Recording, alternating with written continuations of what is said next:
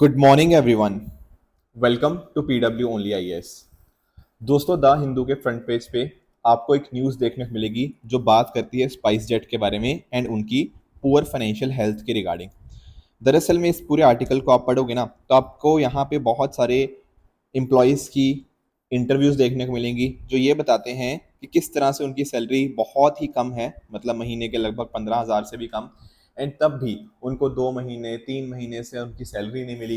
Plus at the same time SpiceJet ने बहुत सारे चीज़ों को पैसा देना था, वो पैसा नहीं प्रोवाइड कर पाया है। दुबई में इसी वजह से इनकी एक जो फ्लाइट थी वहाँ पर पैसेंजर को बोर्ड नहीं किया जा पाया एंड अकॉर्डिंगली वो जो फ्लाइट थी फिर वो खाली हाथ वापस आई बिना किसी पैसेंजर्स के। तो अपने आप में बड़ा ही कंसर्निंग मुद्दा है कि एक और हमारे यहाँ पे एक ऐसी एयरलाइंस हैं जो कि बहुत फाइनेंशियल हेल्थ उनकी काफ़ी ज़्यादा पुअर है।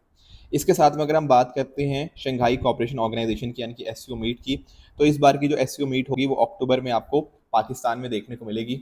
तो पाकिस्तान ने प्रधानमंत्री मोदी जी को यहाँ पे न्योता दिया है कि वो एससीओ मीट में आए। देखना होगा आने वाले टाइम के अंदर कि किस तरह से हमारी जो मिनिस्ट्री ऑफ एक्सटर्नल अफेयर्स है इसके रिगार्डिंग रिएक्ट करती है। दोस्तों, डेट है आज की 30 अगस्त 2024 एंड आप सभी का स्वागत है आज के प्रीलिम बूस्टर न्यूज़ डिस्कशन के अंदर। पहले एक बहुत इंपॉर्टेंट इन्फॉर्मेशन देखो, ओनली आईएएस अब प्रयागराज में भी आ चुका है।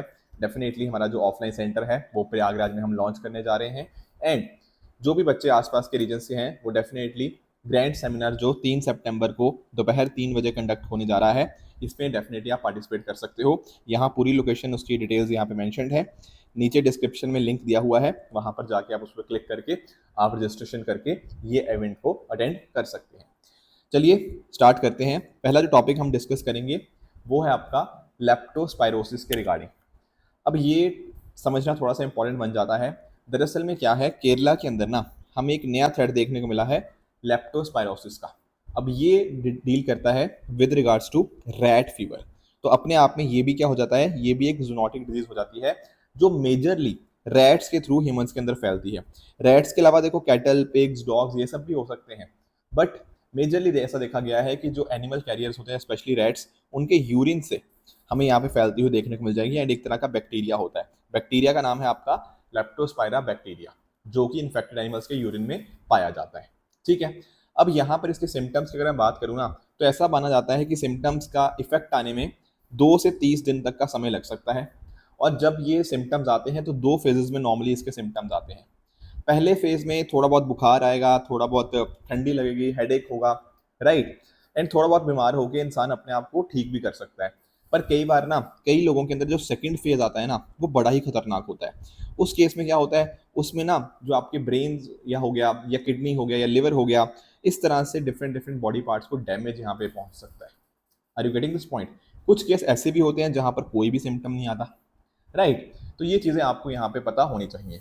अब ये जो आपके रोडेंट्स थे या बाकी और एनिमल्स की मैंने बात करी, उनके साथ कांटेक्ट में आने से आपको ये बीमारी फैल सकती है। एंड ऐसा बताया जाता है कि जिन लोगों के स्किन के ऊपर कुछ कट होता है या अब्रेशन होता है वो थोड़े ज़्यादा रिस्क पे होते हैं ऐसी बीमारियां उनको होने के रिगार्डिंग। यहाँ पर कुछ एंटीबायोटिक्स होते हैं, जैसे आपका पेंसिलिन हो गया, आपका डॉक्सिसलाइन हो गया, उसके माध्यम से इस चीज़ को ट्रीट किया जा सकता है। एक इंसान से दूसरे इंसान में ये नहीं फैलता, बहुत ही rarest of the rare case में फैल भी सकता है, but normally it does not spread from a person to another person. अब आपके दिमाग में आएगा, सर अभी तो हम थोड़े टाइम पहले नीपा वायरस की बात कर रहे थे, उससे पहले भी हमने बहुत सारी बीमारियों की बात करी, अब केरला के अंदर फिर से एक हमें एक आउटब्रेक देखने को मिला है। ये ऐसा मुद्दा क्या है कि केरला के अंदर ही हर बार एक नई बीमारी देखने को मिलती है। इनफैक्ट ना पिछली बार हमने जब डिस्कशन किया था तब भी कुछ बच्चों ने कमेंट किया था कि सर ऐसा क्या कारण है केरला के अंदर कि इतने सारे केसेस या स्टार्टिंग किसी बीमारी की हमें केरला से देखने को मिलती है। उसके कुछ मैं आपको रीजन बताता हूँ।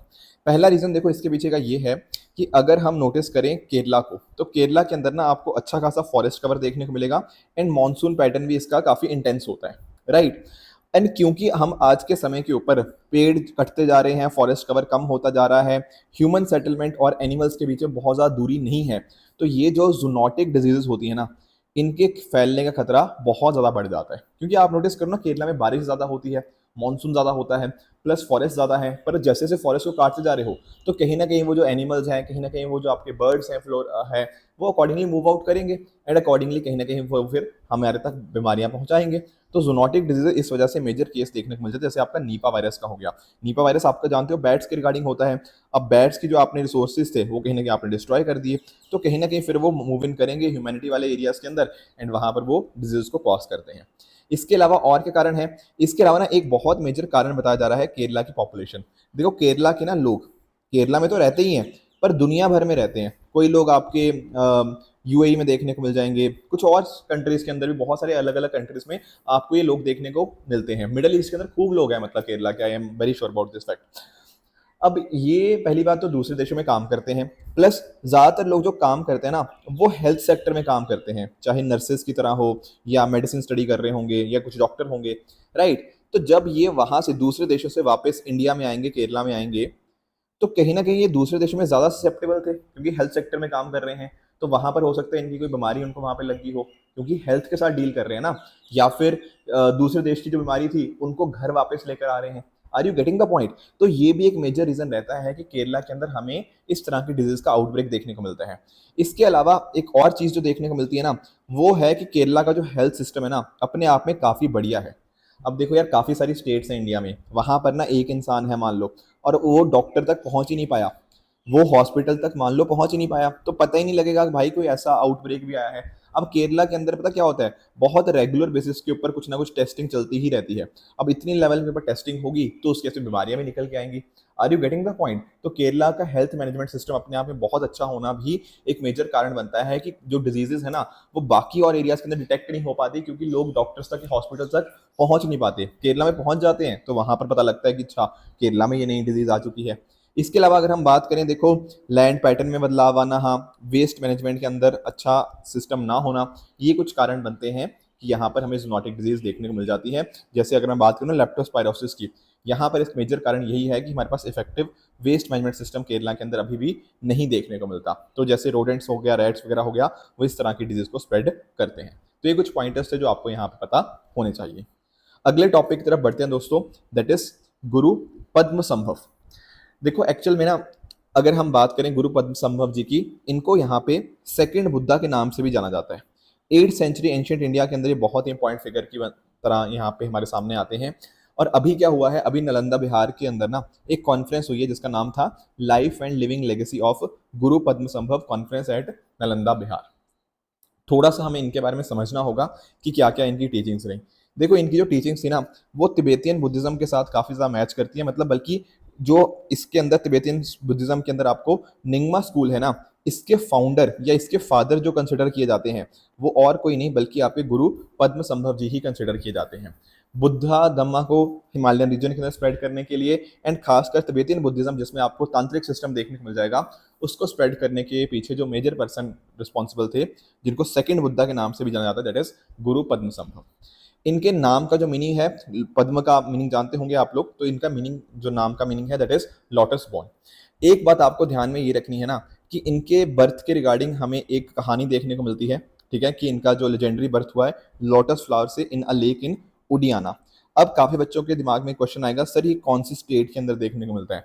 द आंसर इज की पता नहीं। आप पूछेंगे पता नहीं, देखो एक्चुअल में ना टू बी वेरी ऑनेस्ट किसी को भी नहीं पता कि उडियाना कहाँ पर है।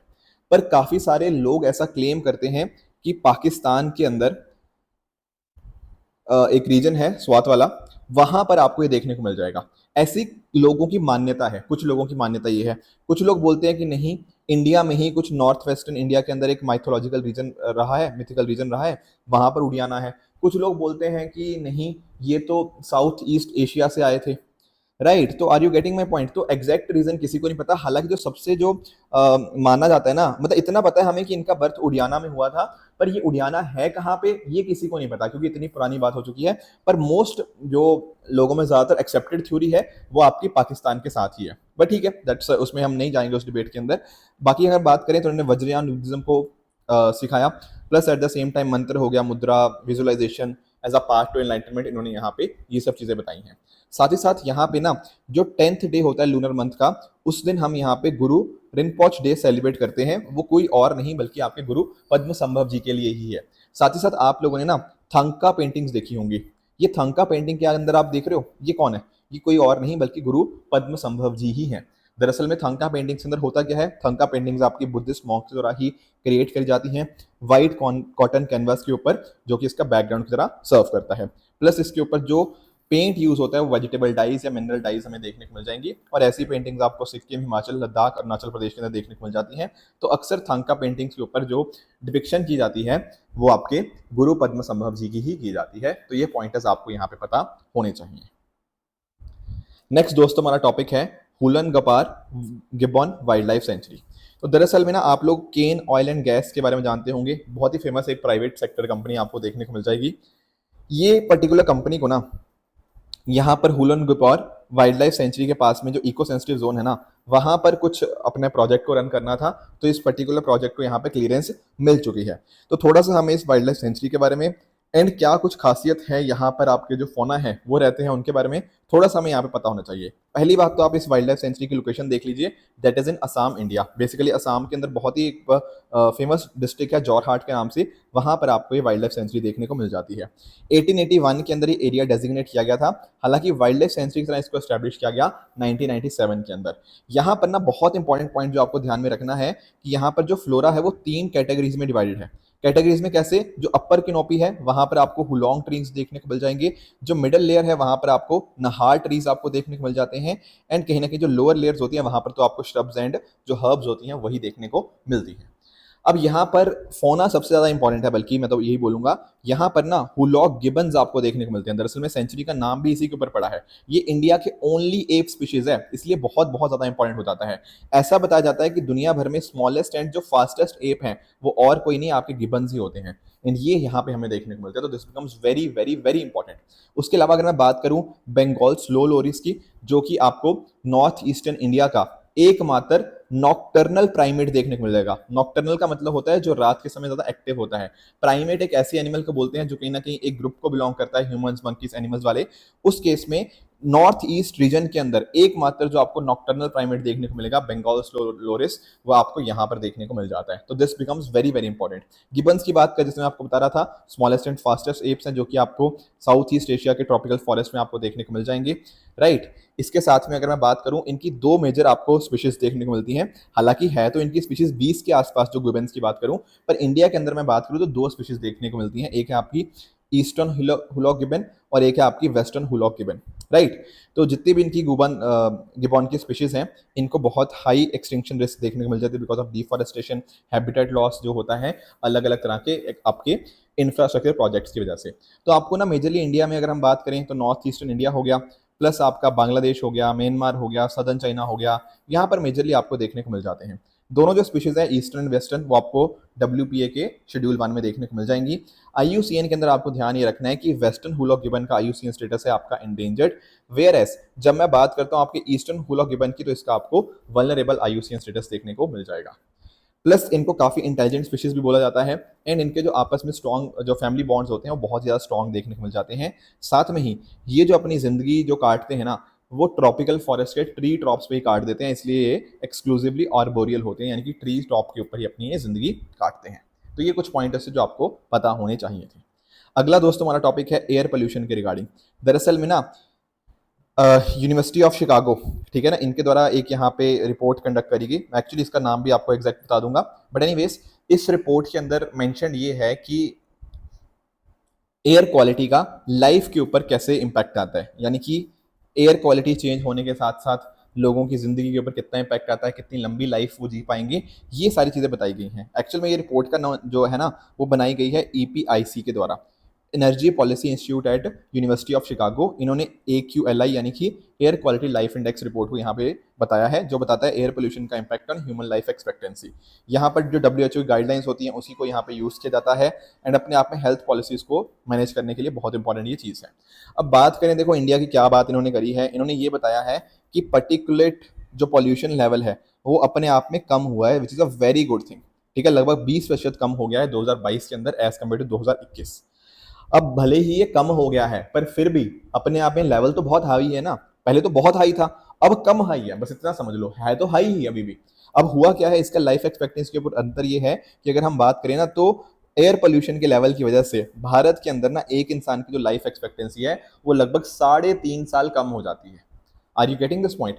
तो होता क्या है इंडिया में, अगर हम बात करें, अगर 10 माइक्रोग्राम पर मीटर क्यूब इंक्रीज होता है पर्टिकुलेट मैटर 2.5 के अंदर, उससे हमारे भारत देश के अंदर जो लाइफ एक्सपेक्टेंसी है वो लगभग 1.5 साल कम हो जाती है। और बात करें दुनिया भर की, तो दुनिया में सबसे ज्यादा पोल्यूटेड कंट्री आपकी बांग्लादेश है, पर इंडिया में भी खूब आपको पोल्यूशन देखने को मिल जाएगा, खासकर इंडिया के नदर्न प्लेन्स के अंदर। अगर हम बात करें नदर्न प्लेन्स की, तो यहाँ पर हमें ना अगर हम 17% डिक्रीज भी कर देते हैं पर्टिकुलर पोल्यूशन को, तब भी हम अपनी जिंदगी के 5.5 साल लूज कर ले होंगे अगर पोल्यूशन लेवल इस तरह से ही कंटिन्यू रहे। इसके अलावा हम बात करें नदर्न प्लेन्स की, तो वहां तो मैक्सिमम है ही है, पर उसके अलावा महाराष्ट्र, मध्य प्रदेश, राजस्थान, यहाँ पर भी आपको खूब पोल्यूशन देखने को मिल जाता है, ऐसा इस रिपोर्ट ने यहाँ पे बताया हुआ है। बाकी जैसे मैंने आपको बताया था कैसे कैसे ये चीज़ काम करती है वो हमने डिस्कस किया। पर्टिकुलर मैटर की दोस्तों मैं अगर बात करूं तो यहाँ पर पर्टिकुलर मैटर के अंदर जो आपके टाइनी पार्टिकल्स होते हैं वो आ जाते हैं, जैसे आपका डस्ट, सूट, लिक्विड ड्रॉपलेट्स हो गया। कुछ दिखने भी देते हैं, कुछ आपके ऐसे भी होते हैं पार्टिकल्स जो आपको नहीं दिखाई देते। जैसे अगर हम बात करें ना पार्टिकुलर मैटर 2.5 की, ये बहुत ज़्यादा फाइन आपको पार्टिकल्स देखने को मिल जाते हैं कि जिनका आपका जो डायमीटर होता है ना वो 2.5 माइक्रोमीटर से भी कम होता है। तो ये आपके लंग्स के अंदर पेनिट्रेट कर जाते हैं एंड अपने आप में बहुत ज़्यादा हार्मफुल होते हैं।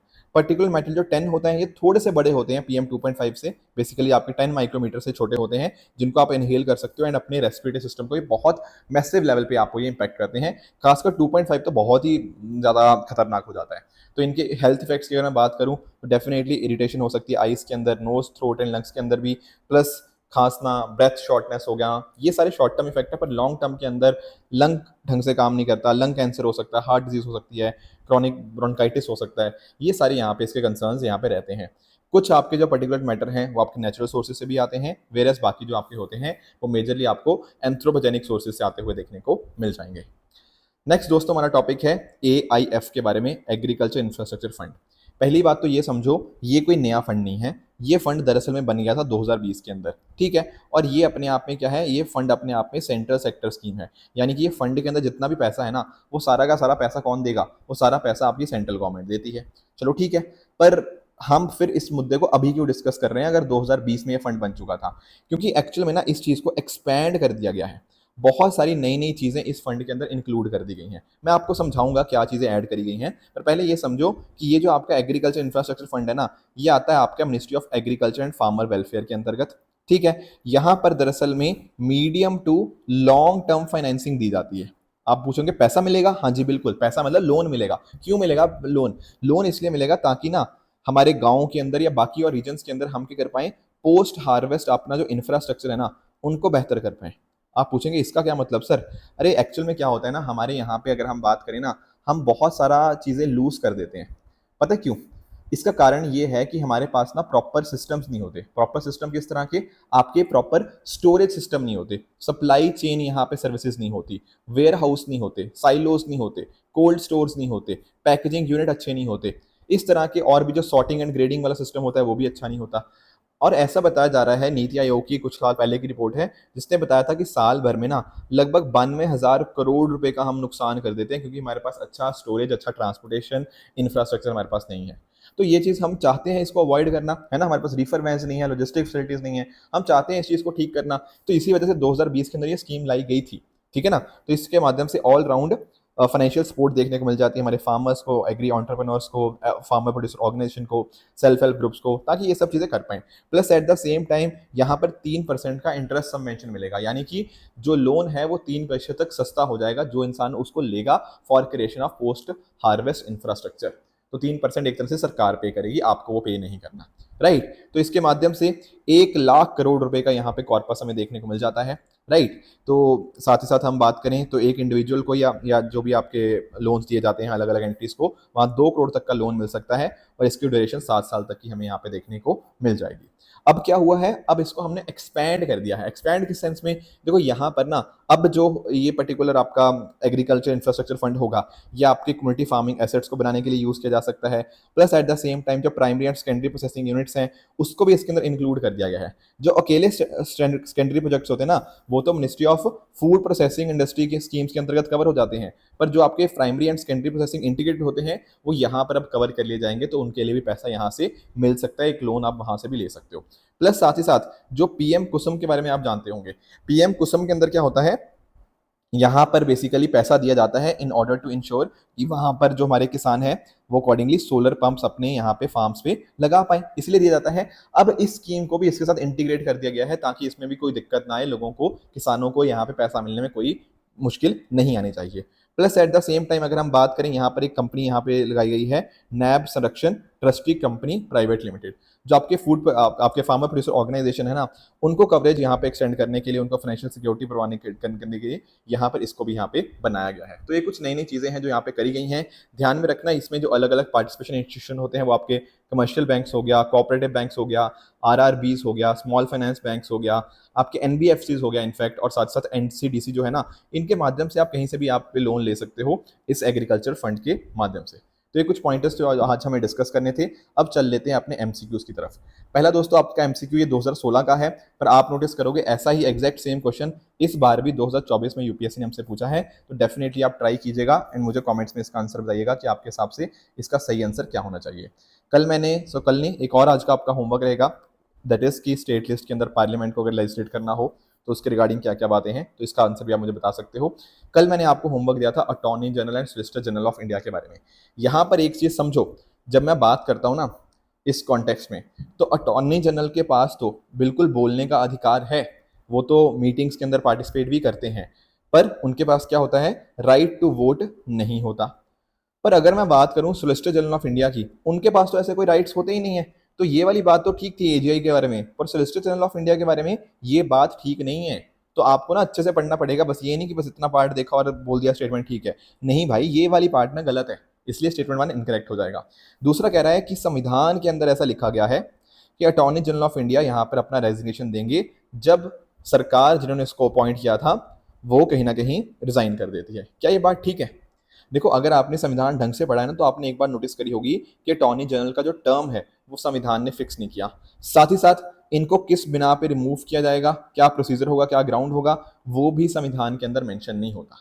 ये वाली जो बात है ना, ये दरअसल में एक तरह से कह लो कि कन्वेंशन बन चुकी है कि यार एक सरकार ने हमें अपॉइंट किया था तो वो सरकार खत्म हो गई या सरकार चली गई है तो मैं भी रिजाइन कर देता हूं। नॉर्मली ये चीज होती है, ये कन्वेंशन है, ये संविधान के अंदर कहीं नहीं लिखा हुआ ऐसा।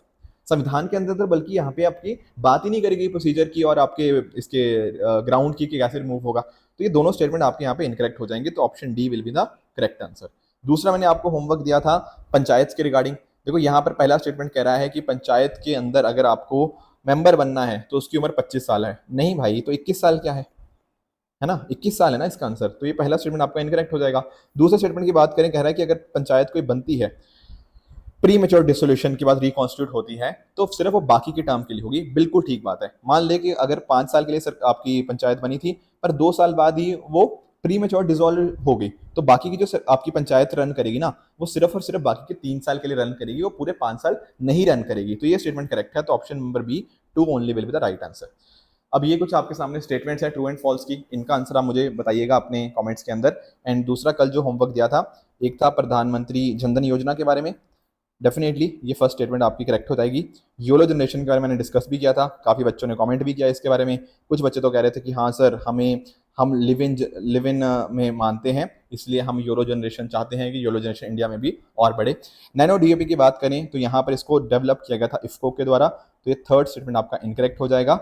एंड नॉर्दर्न बाल्ड आइबस की बात करें, यहाँ पर इसका IUCN स्टेटस अब चेंज हो चुका है एंड दिस इज इंडेंजर्ड, तो ये स्टेटमेंट भी आपका इनकरेक्ट बन जाएगा। तो दोस्तों ये थी आज की डिस्कशन। इसी तरह से आप भी अपने एंड पे हार्डवर्क करते रहिए। Thank you so much for joining. All the very best.